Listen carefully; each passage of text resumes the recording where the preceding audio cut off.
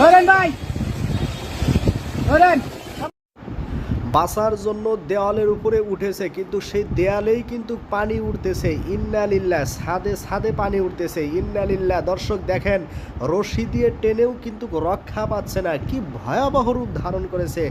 এই মুহূর্তে কিন্তু আরও ভয়াবহ পরিস্থিতি হচ্ছে আপনার বিশেষ করে শেরপুর, আপনার সিলেট সুনামগঞ্জের পর এবার ভয়াবহ বন্যা কিন্তু হানা দিয়েছে শেরপুরে। শেরপুরে যতটাই বলা হচ্ছে যে এই পানি যদি আরও বাড়তে থাকে তাহলে সিলেটের চেয়েও কিন্তু ভয়াবহ রূপ ধারণ করবে। 100 বৎসর নয়, বিগত আপনার 500 বৎসরের মধ্যে এরকম বন্যা এই মানুষ কোনোদিন দেখেনি।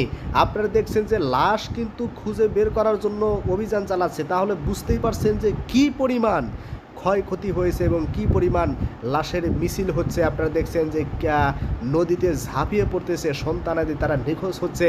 এইভাবেই করে তাদেরকে উদ্ধার করার জন্য কিন্তু নেমে গেছে। তবে এই মুহূর্তে সিলেটে কিন্তু পানি কমে যাচ্ছে আলহামদুলিল্লাহ। দর্শক অবশ্যই ভিডিওটি লাইক দেবেন এবং চ্যানেল নতুন হয়ে থাকলে সাবস্ক্রাইব করবেন।